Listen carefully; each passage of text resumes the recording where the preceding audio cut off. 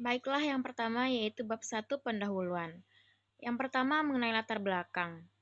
Adanya keinginan pihak manajemen untuk menekan dan membuat beban pajak sekecil mungkin, maka pihak manajemen cenderung untuk meminimalkan pembayaran pajak.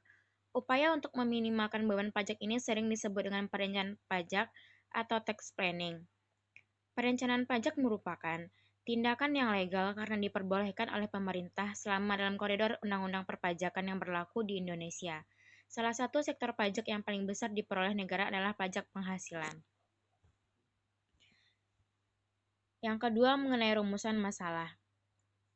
Apakah perencanaan pajak berpengaruh positif terhadap praktik manajemen laba pada kantor pelayanan pajak Pratama 1 Padang? Yang kedua, mengenai tujuan penelitian, yaitu mengkaji dan memperoleh bukti empiris mengenai pengaruh perencanaan pajak terhadap praktik manajemen laba setelah terjadinya perubahan atau penurunan tarif pajak tunggal pada tahun 2010 pada kantor pelayanan pajak Pratama 1 Padang.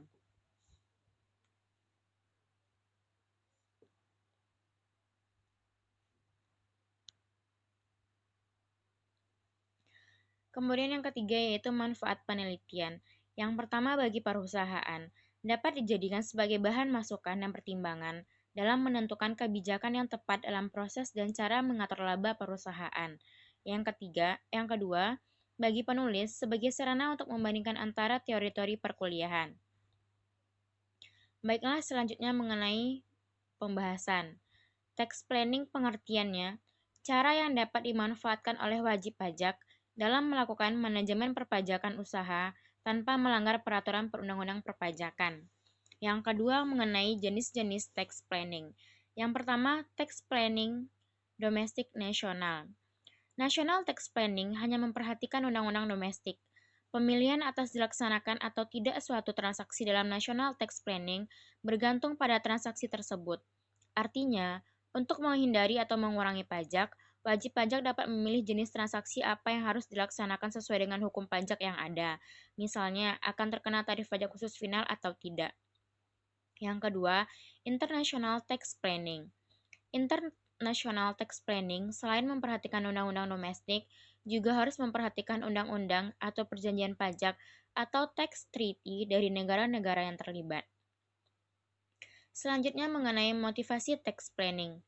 Yang pertama, tax policy.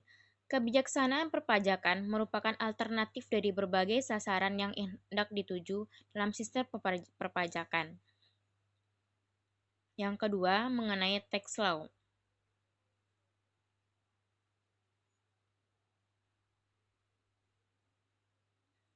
Kita menyadari bahwa kenyataannya dimanapun tidak ada undang-undang yang mengatur secara permasalahan dengan sempurna, maka dalam pelaksanaannya selalu diikuti oleh ketentuan-ketentuan yang lain seperti PP, Kepres, KMK, dan SEDJP, serta tidak jarang ketentuan pelaksanaan tersebut bertentangan dengan undang-undang itu sendiri, karena disesuaikan dengan kepentingan pembuat kebijaksanaan dalam mencapai tujuan lain yang ingin dicapai.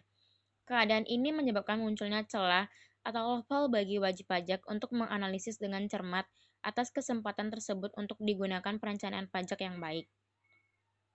Yang ketiga, tax administration.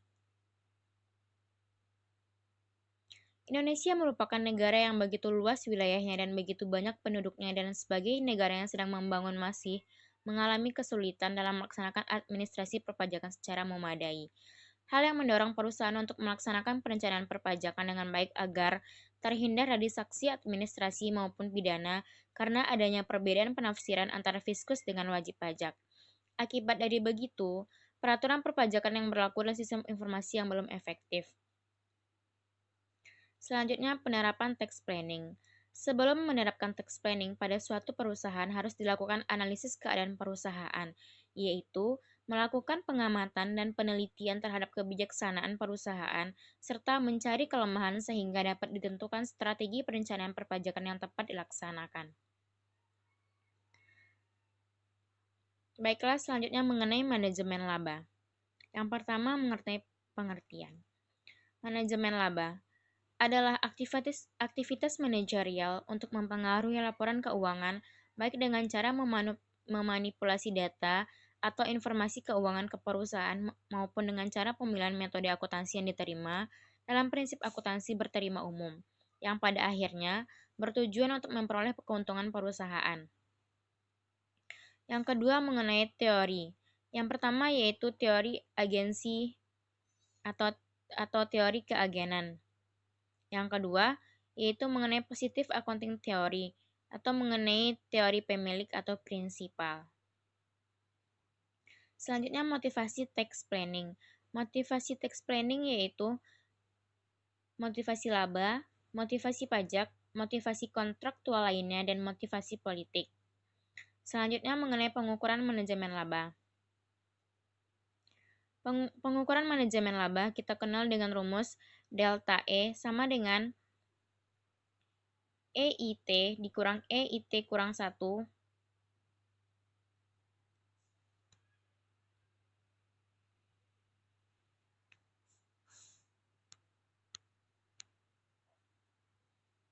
per MVET dikurang 1.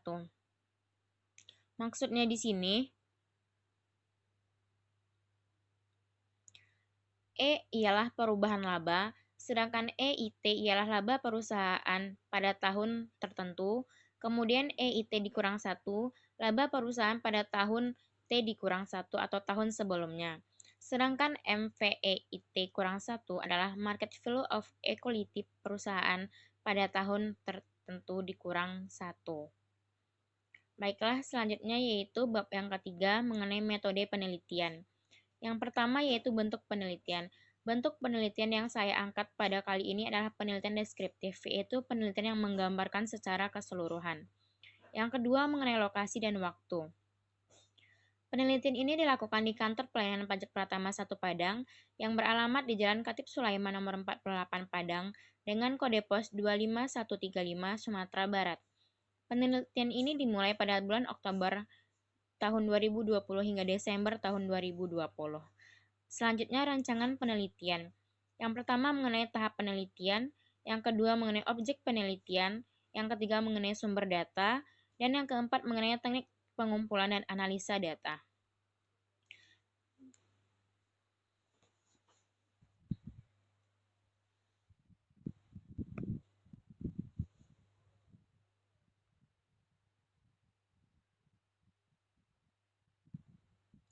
Baiklah, sekian penyampaian dari saya.